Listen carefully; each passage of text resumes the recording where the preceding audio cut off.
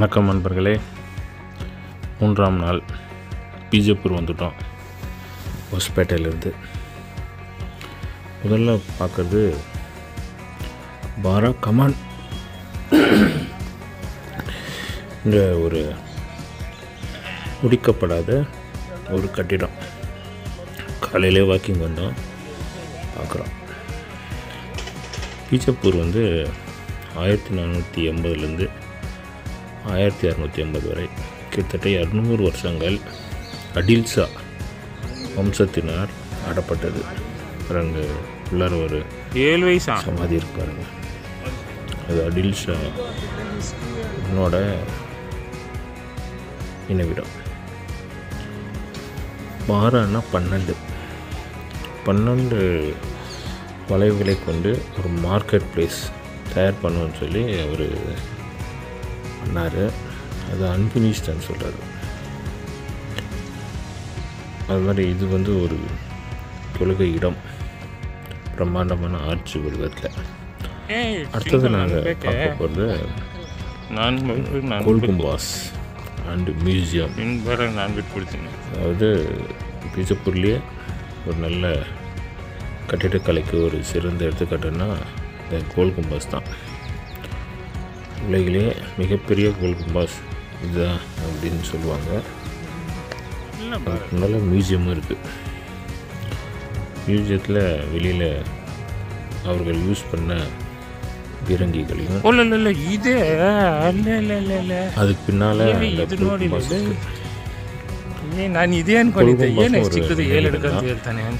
ஒரு கல்லறை. அடில்சா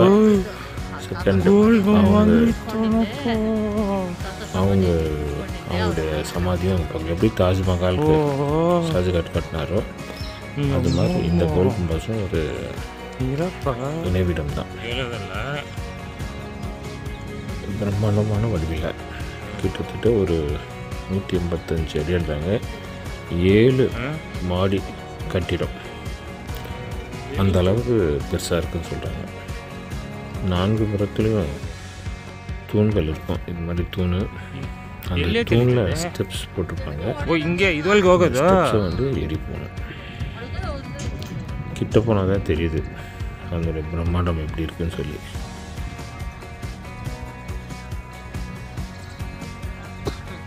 ஏழு அடுக்கும் கல்லாலே உள்ளார ஸ்டெப்ஸாக இருக்கும். வெறும் கல். இந்த இதெல்லாம் இது உள்ளார இருக்குது. உள்ளார வந்துட்டோம். உள்ளார ஒரு ஸ்பேஸ் சென்டரில் அந்த கல்லறை இருக்குது. ஜன்னல்கள் அது மாதிரி இருக்குது. 4 பக்கத்தில் 2 பக்கம் 4 பக்கமும் போக்குவரத்துக்கு வழி இருக்குது. 2 பக்கம் க்ளோஸ் பண்ணியிருக்காங்க. ஒரு பக்கம் ஏறவும் இன்னொரு பக்கம் இறங்கவும் வழி செஞ்சுருக்காங்க. இது என்னன்னா ஒரு எக்கோ சிஸ்டம். அது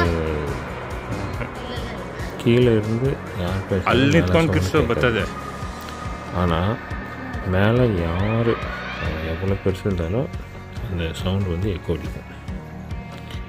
இதுதான் தளத்தில். இதுதான் நம்ம குறுகாலான பாதையில் ஸ்டெப்ஸ் இருக்கும்.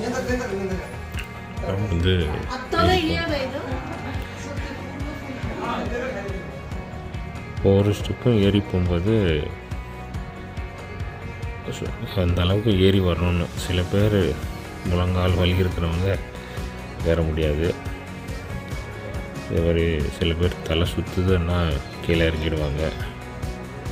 ஒவ்வொரு அடுக்கு போகும்போதும் சைடில் அடுத்த அந்த 4 பில்லரில் ஒரு பில்லர் கண்டிப்பாக தெரியும் நமக்கு.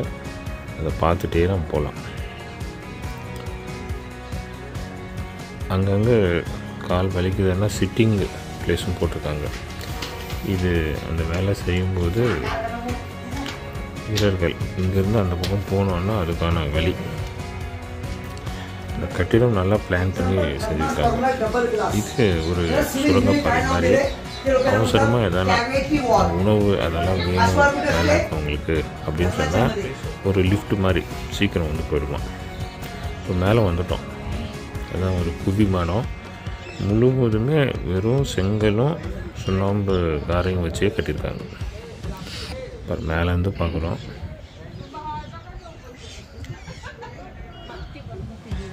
அந்த குவி மாடம் எப்படி அது எண்கோணம் உள்ளார எண்கோண வடிவில் இருக்குது அப்படின்னு சொல்கிறாங்க. ஒரு கலைச்சிற்ப வடிவில் கட்டிடக்கலை நிபுணர்களால் வந்து இது வடிவமைக்கப்பட்டுள்ளது. மிகுந்த இந்திய கட்டிடக்கலையிலே ஒரு இது மாதிரி அரை வடிவ கோல்கும்பாஸ் வந்து இங்கே தான் இருக்குது. அதே மாதிரி இதோட ஒலி அமைப்பு எக்கோசிஸ்டம் அங்கே மேலேருந்து எங்கே பேசினாலும் அது கேட்கும். சின்னதாக சவுண்டு கொடுத்தா கூட அந்த அளவுக்கு இது இருக்குது. சுற்றியும் வந்து அந்த பீஜப்பூர் நகரம் வந்து பார்க்கலாம். இந்த மேலே வந்துட்டோம் பாருங்கள். சுற்றியும் வந்து ஒருத்தர் 10 அடிக்கு இருப்பாங்க. சரி, ஓகே. அந்த பக்கமே பார்க்க வேணாம்னு சொல்கிறாங்க. அந்த தலை சுற்றி கீழே வந்துடுவாங்க அப்படின்னு. சுற்றியுமே சில காற்றோட்டம் ஒரு 500 பேர் தூங்கலாம். அந்த அளவுக்கு படுக்கை வந்து 10 அடி அகலத்துக்கும்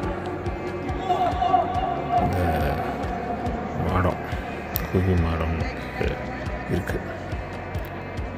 எப்படி அதை உட்கார வச்சுருப்பாங்க அப்படின்னு சொல்லி பார்க்கும்போது மிகப்பெரிய ஆச்சரியம். மேலேயும் அங்கங்கே சிட்டிங் பெஞ்சு வச்சுருக்காங்க.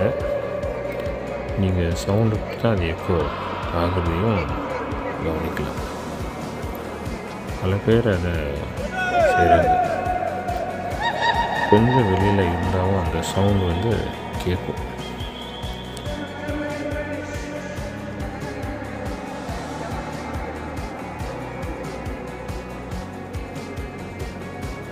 சென்டரில் வெறுமனே ஒரு ரூம் பாருங்கள் எப்படி இருக்கு. இப்போ எப்படி கட்டியிருப்பாங்கன்னு பாருங்கள். கிட்டத்தட்ட அதை கட்டி வந்த 500 வருடங்கள் கிட்ட எந்த வித நிலநடுக்கம் எந்த இயற்கை சீற்றத்தாலும் அந்த கட்டிடக்கலை ஒன்றும் ஆகாத அளவுக்கு இருக்குது. இது பார்க்குறோம். மனித கலைகளை சின்ன சின்னதாக தெரியுறாங்க.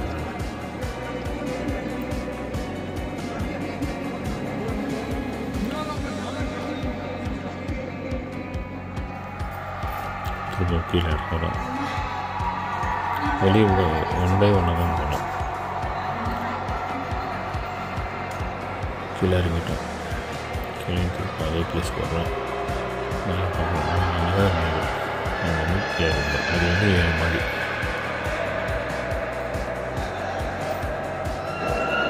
நினைச்சோம்னா பிரம்மாண்டமான வடிவில் பீஜப்பூர் சுல்தான்களால் வடிவமைக்கிட்டோம். அந்த ஊர் ஃபுல்லும் அதுதான் கல்லறைகள் தான்.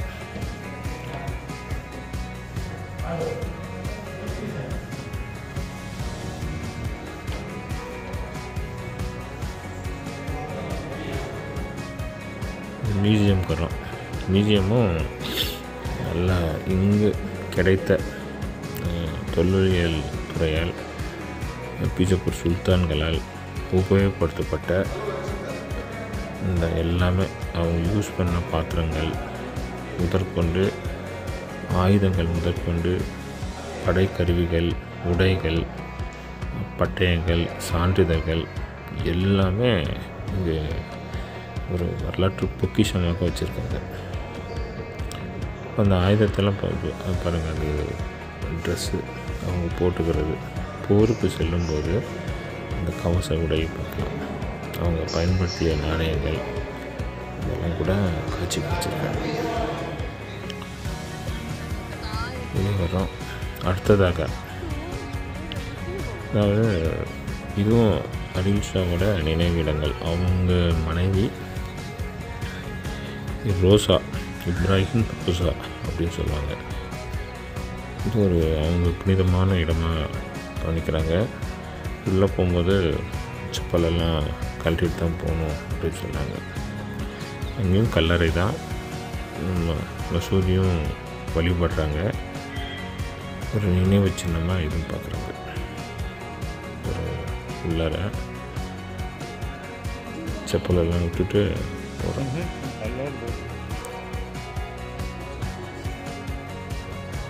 இதுவும் ஒரு கட்டிடக்கலைக்கு ஒரு சிறந்த எடுத்துக்காட்டாக இருக்குது.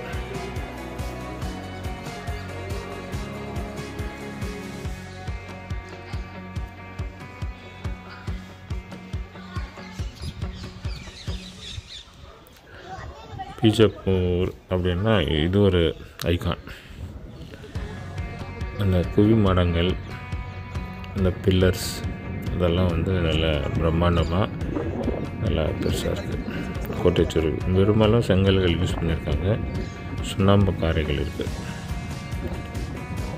எவ்வளோ வருஷம் ஆனாலும் அது கரை ஆகுமே ஒழிய தேய்மானம் எதுவுமே ஆகாது. அதுலேருந்து ஒரு பீஸ் கூட வெளியே எடுக்க முடியாது. அந்த அளவுக்கு உறுதித்தன்மை அதிகமாக இருக்கிறத பார்க்கலாம். இதுதான் அவங்க கல்லறை. அவங்க குடும்பத்தில் இருந்த அரசர் அடில் ஷா, அவங்க மனைவி, அவங்க சகோதர சகோதரிகள் எல்லாமே வந்து பார்ப்போம். 4 பக்கமும் கதவு ஜன்னல்கள் எல்லாம் இருக்குது. நம்ம எந்த வழியாக போனாலும் போகலாம், எந்த வழி வேணாலும் வரலாம்.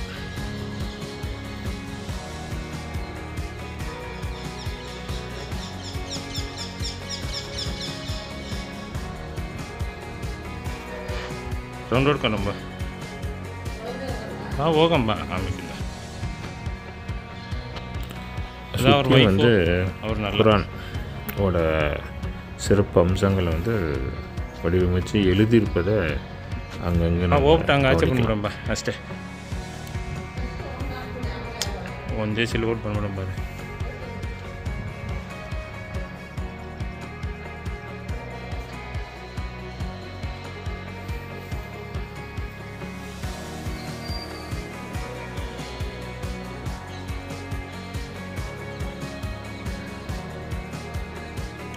யார் யாருது என்னன்னு பேர் வந்து டிஸ்பிளே பண்ணியிருந்தா வசதியாக இருந்திருக்கும். ஆனால் அவங்க ரச பரம்பரையை சார்ந்தவர்கள்னு சொல்லியிருக்காங்க.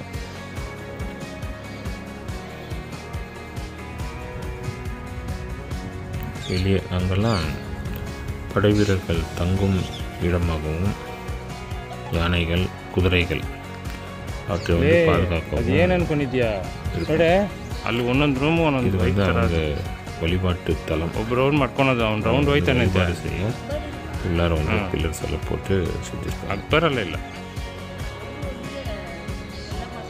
இப்ராஹிம் ரோசா மேலேயும் இந்த நுணுக்கமான வேலைப்பாடை கவனிக்கலாம். இஸ்லாமிய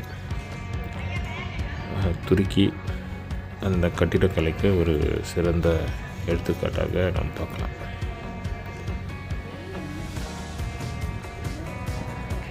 பீஜப்பூரில் எங்கே பார்த்தாலும் இதை வந்து பார்க்கலாம். ஏன்னா சுல்தான்களின் ஒரு கலை அம்சம் இந்த வடிவமைப்பு தான்.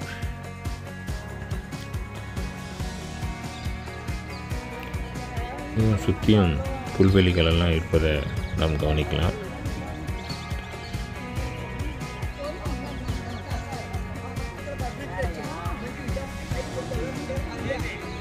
ಅವನು ಹೇಳ್ದ ನನ್ನ ಗೈಡ್ ಇಲ್ಲ ಅವ್ನು ಹಂಗೆ ಒಂದು ದಿನ ಟೂರ್ ಫಿಕ್ಸ್ ಮಾಡಿರ್ತಾರೆ. அடுத்தது இங்கே பீஜப்பூர்லேயே, அதாவது இந்தியாவிலே மிகப்பெரிய பீரங்கி இருக்கிற இடத்த தான் பார்க்க போகிறோம். அது பீஜப்பூரில் தான் இருக்குது. இந்த பீரங்கியை வச்சு தான், ஏன்னா இது பின்னால் இதை வந்து கைப்பற்றவரும் அவுரங்கசீப் தான்.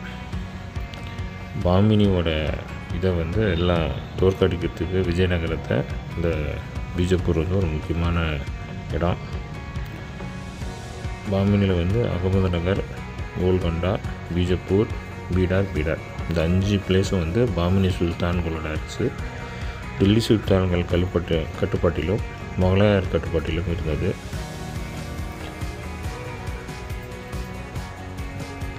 இந்த பீரங்கி கிட்டத்தட்ட 55 டன்னுன்றாங்க. ஒரு டன்னுன்னா 1000 கிலோ. வச்சு பாருங்கள் எவ்வளோ பெரிய பீரங்கியை. ಒಂದು ಬಾಂಬ್ ಹೊಡೆದ್ರೆ ಅವನು ಯಾವಂತವನು ಬಿದ್ದೋಯ್ತಾನೆ. ಅದಕ್ಕೆ எவ்வளோ யானைகள் இருக்கலாம். மேலே அந்த அரபிக்கில் வாசம் பொறிச்சிருக்காங்க. இழுத்துட்டு போகிறவனும் எவ்வளோ யானை வேணும்னு பல கிலோமீட்டர் தூரத்துக்கு இந்த குண்டு போய் தாக்கும் அப்படின்னு சொல்கிறாங்க. அது ஒன்று இருந்தால் போதும், எதிரிங்க எவ்வளோ தூரம் இருந்தாலும் தோற்கடிக்கிறதுக்கு இவங்க வெற்றி பெற்றதுக்கு ஒரு முக்கியமான காரணமாக இருக்கிறதால அதை வந்து பாதுகாப்பாக அப்படி வச்சுருக்காங்க. வேறு எங்கேயும் இல்லாத அளவுக்கு இந்த பீரங்கியை பார்க்கலாம்.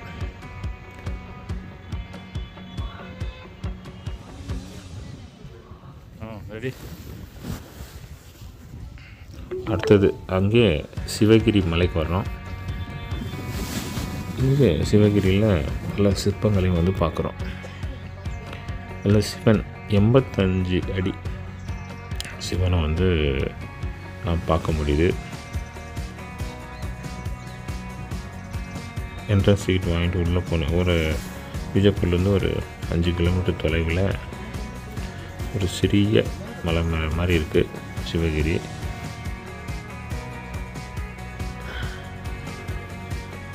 பெரும்பாலும் முஸ்லீம்கள் மசூதியே இருக்கிற இடத்துல இந்துக்களுக்காக இது சமீபத்தில் உருவாக்கியிருக்காங்க.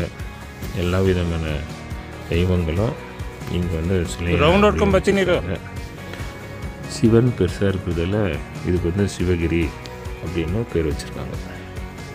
இது ப்ரைவேட் தனியாரால் நிர்வகிக்கப்படுவதால் தூய்மையாக வச்சுருக்காங்க.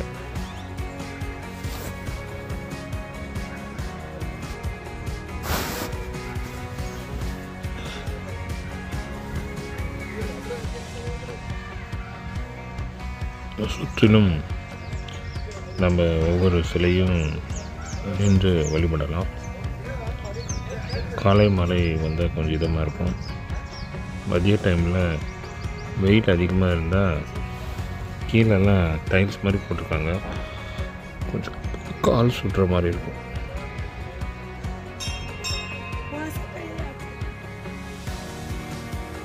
சுற்றி பார்க்கெல்லாம் வச்சுருக்காங்க. அந்த ஜிராஃபியோட சிலை மாதிரி அங்கங்கே சில சிலைகள், கோவில்கள், தெய்வங்களோட சிலைகள் சின்ன சின்ன. இங்கே ஒரு பெரிய நந்தி வச்சுருக்காங்க. இதுக்கு ஆப்போசிட்டாக தான் அந்த சிவன் இருக்குது. தீம் பார்க்கு இன்னும் சில கன்ஸ்ட்ரக்ஷன்லாம் போயிட்டுருக்கு. இன்னும் ஃபியூச்சரில் நல்லா கட்டி இன்னும் பிரம்மாண்டமாக வழிவகுக்கும்னு நம்புகிறோம்.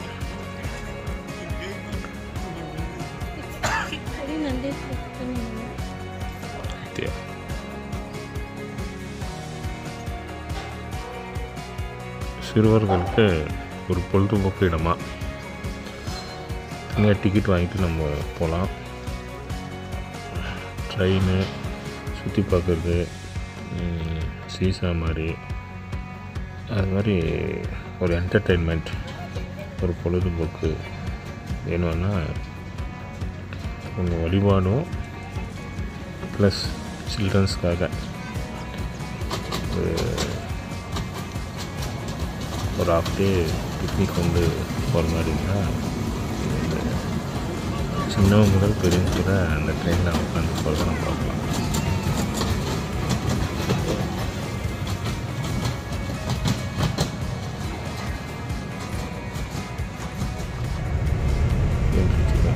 நம்ம முடிஞ்சு விடுறோம். அடுத்தது அங்கே கர்நாடகாவில் துங்கபத்ரா கிருஷ்ணா நதிக்கரையில் கட்டியிருக்க மிகப்பெரிய அணை. கர்நாடகாவில் மிகப்பெரிய அணை கிட்ட போகல. முடிச்சுட்டு நாங்கள் ரிட்டர்ன் ஆக போகிறோம். பகுதியிலே காமிச்சிருக்கோம். வட கர்நாடகத்தில் அந்த நீர் தேவையை கட்டி முடிவதற்காக புதிதாக கட்டப்பட்டுள்ள Malaprabha river joining to the Krishna Nadi. First ಇದೇನ ಈ ಸೆಕೆಂಡ್ ಅನ್ನ கிருஷ்ணா ரிவர் ಸೆಕೆಂಡ್ ಲಾರ್ಜೆಸ್ಟ್. பக்கத்தில் நீர்வளம் இருக்கிறதுனால கரும்பை எடுத்துட்டு போகிறாங்க. எப்படி எருது வண்டியிலே அந்தளவுக்கு விவசாயம் நன்றாக இருக்குது என்பதை கண்கூட பார்க்கலாம். பக்கத்தில் பக்கத்தில் பாரு சுகர் மீட் இருக்குதுன்னு நமக்கு தெரியுது.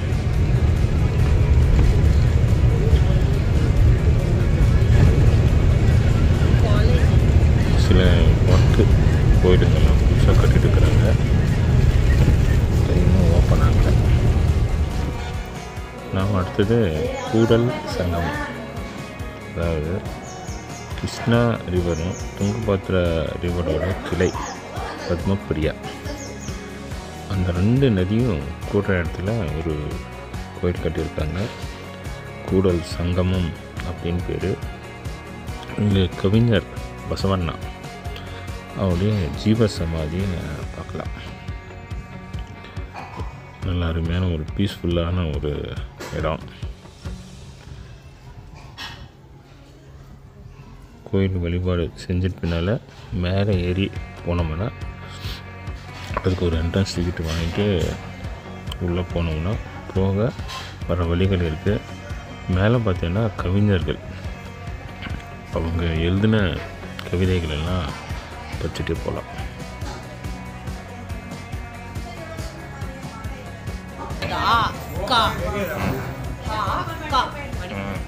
அவங்க கன்னடம் தெரிஞ்சவங்க அந்த கவிதையெல்லாம் சொல்லி அதுக்கு என்ன உண்மையான விளக்கம் சில இடங்கள் திட்டு பதிச்சோம். 2 பக்கமும் நதிகளை பார்க்க முடியுது. கடல் பெங்களூரில் தான் ஃபுல்லாக இருக்காங்கல்ல. ஆனைக்கல், மைசூர், திருவேக்கரை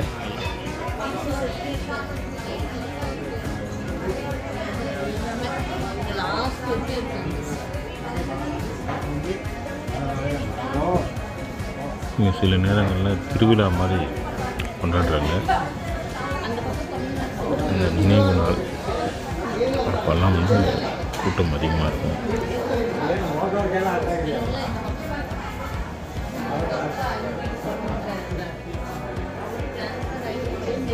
இது அங்கேருந்து பாலம் மாதிரி கட்டியிருக்காங்க. இங்கே சென்டரில் பசவண்ணா கையா மண்டபம் அப்படின்னு சொல்லியிருக்காங்க. எல்லாரும் தான் அவங்களுடைய இதுக்கு உள்ளார ஸ்டெப்ஸ் போட்டிருக்காங்க. போக ஒரு வழியும் இறங்க ஒரு வழியும் நல்ல அற்புதமான தண்ணீர் கட்டலும் தண்ணியெல்லாம் எடுத்துகிட்டு ஒரு மண்டபத்தை சமாதி நோட்புக்கில்ல சமாதியும் வேறு எங்கேயுமே அது மாதிரி பார்க்கணும். பார்த்துட்டு சுற்றிட்டு திருப்பும் ஏற வெளியில் வரும்.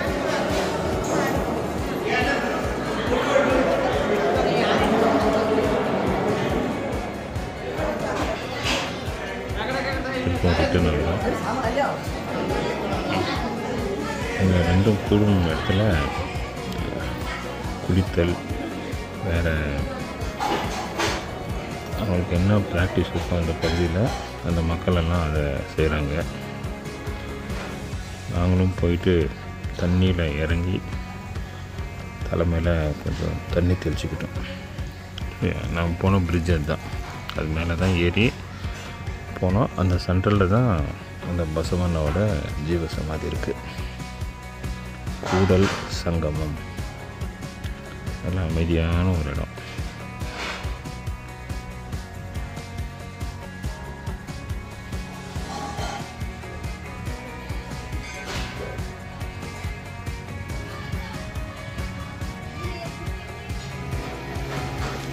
போட்டிங்க்கும் வச்சுருக்காங்க.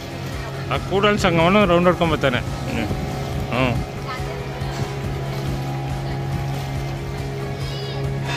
எங்கே பார்த்தாலும் தனியாகவே தெரியுது.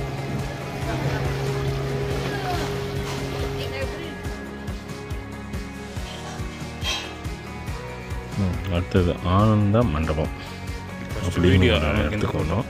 அது அருகாமையில் தான் இருக்குது.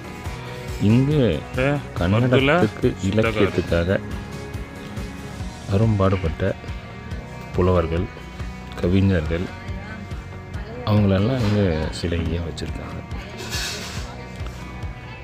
ஒரு மாநிலத்தில் ஒரு மொழிக்காக பாடுபட்ட தலைவர்களுக்கு ஒரு நினைவிடம் ஒரே இடத்துல இருக்குது அப்படின்னு சொன்னால் இங்கே வந்து பார்த்துக்கலாம்.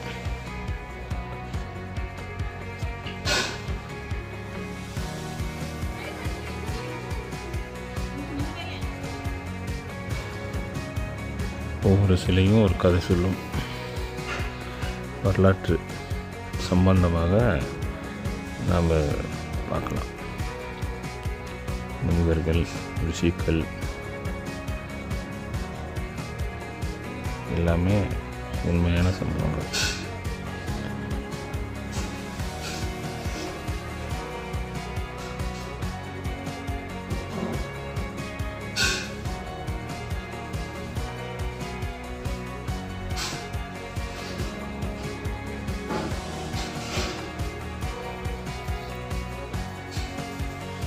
இது உள்ளார போனோன்னா அவங்க ஒருத்தர் சித்தரோட ஜீவ சமாதியை பார்க்கலாம்.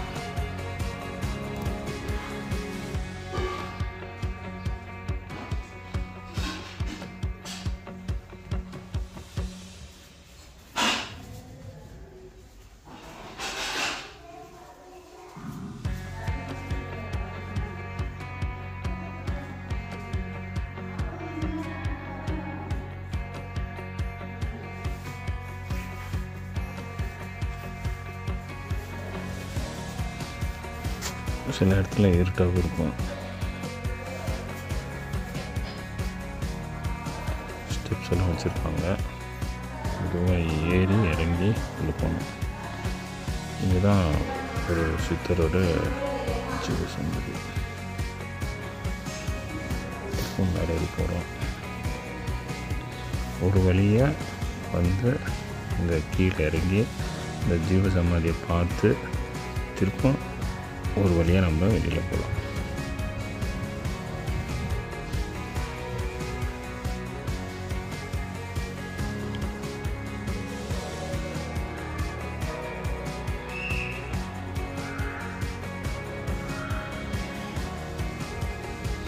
பெண் கவிஞரை பார்க்கலாம் நம்ம.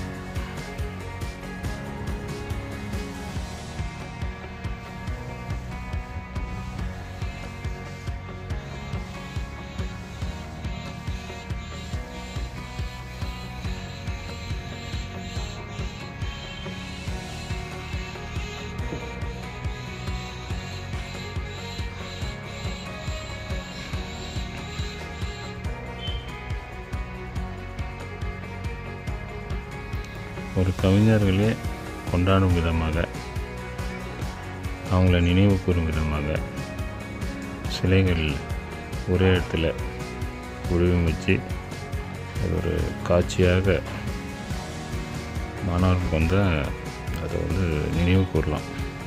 நாங்கள் வரும்போதும் பள்ளி மாணவர்கள் வந்தாங்க. அவங்க பாடத்தோடு இது சம்மந்தப்பட்டிருக்கிறதுனால ஒரு நேரடியாக பார்க்கக்கூடிய ஒரு அரிய வாய்ப்பாக இது பார்க்கலாம். இதுக்கும் ஒரு என்ட்ரன்ஸ் டிக்கெட்டு பார்த்துட்டு சுற்றி வரலாம். ஒரு 1 hour நல்லா ஸ்பெண்ட் பண்ணி பார்க்குற மாதிரி இருக்கும்.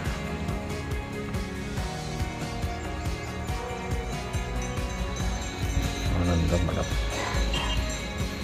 இந்த கூடல் சங்கத்துக்கு பக்கத்தில் தான் இருக்குது. சரி நண்பர்களே, மீண்டும் அடுத்த பதிவில் சந்திப்போம். நன்றி, வணக்கம்.